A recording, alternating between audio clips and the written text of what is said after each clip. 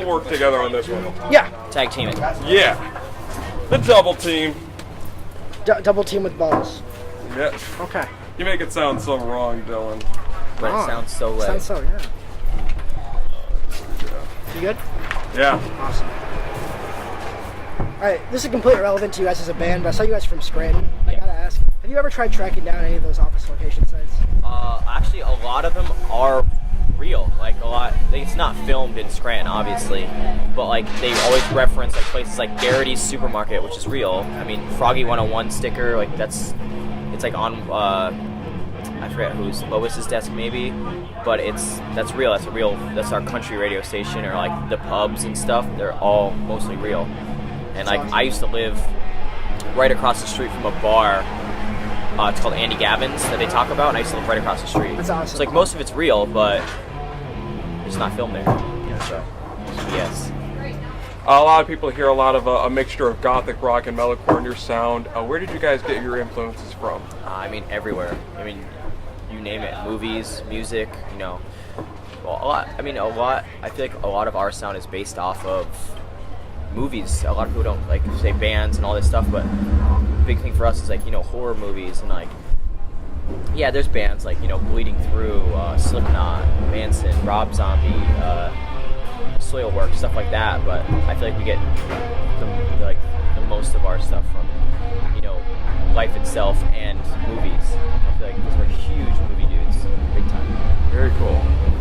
A lot of the newer stuff, like America or Immaculate Misconception or Devil's Night, are all kind of really political tracks. Would you say the album as a whole is kind of a political statement? Nah. No? It's just a, you know, it's kind of just like a be who you want to be statement.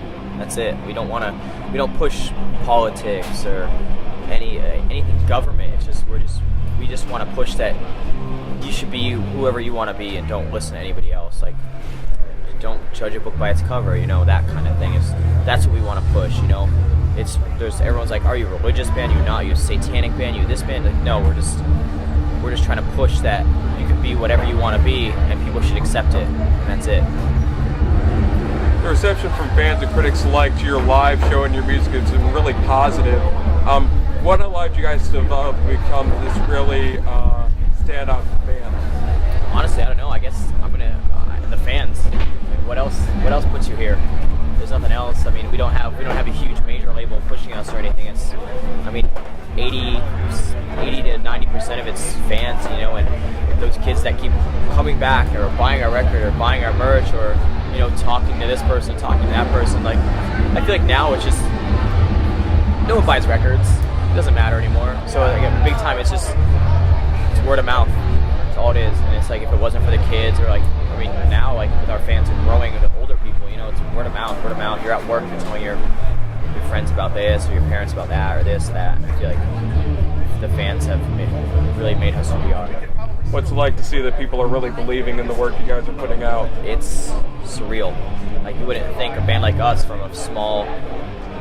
I live in the woods. I live in the middle of the woods in Pennsylvania, and you know, who would have thought that a band like us would have such a cult following? And it's something that you never get used to. Especially like us, we're very humble, and we don't walk around with our giant heads. We kind of we accept everything, and we're very appreciative of everything. So we're really pumped on how everyone's taken us.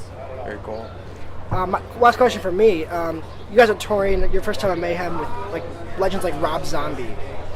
What do you take about? Like, is it almost surreal to be touring with someone like Rob Zombie and Amon Amarth and Mastodon? Would have never thought it was going to happen, to be honest. Like we actually covered a Rob Zombie song a long time ago, like 3 or 4 years ago. Like, we didn't think we were like, oh, we'll cover the song because we'll never ever tour with a band like that. And you know, here we are. Like, how do you? What bands get to tour with Rob Zombie? Like, this is like, it's still not real. So we still haven't accepted the fact that we're on tour. We kind of just feel like we pay for tickets every day to see the show. That's how we are every day. What can we expect to see today from you guys? Me probably sleeping on stage, falling asleep. No, I mean, we try to give it a lot of our energy comes from the energy of the crowd. So I mean, if the crowd's there, we're gonna be there. We'll give 110% if they're giving 110%. You know, so we're on stage. We're very. I feel like all the bands on this tour are very, you know, mellow and whatnot. But we're running around. We're like jumping around, getting in fans' faces, and you know, we wear full makeup and crazy outfits, and I feel like that's who we are. And people, I hope people like it here. And are we in Detroit? Is it considered Detroit? It's Metro Detroit. It's considered a huge part of the just blob. Oh, the blob. We're near Detroit, but we're not bankrupt. Oh, yeah. Exactly, yeah. I like the way you put that. I'm gonna have him say that on stage. Non-bankrupt Detroit. But yeah, That'll go well. A little oxymoron, but it's funny. yeah. I'll never get it out. Oh, man. Well, dude, thanks so much. Thank you.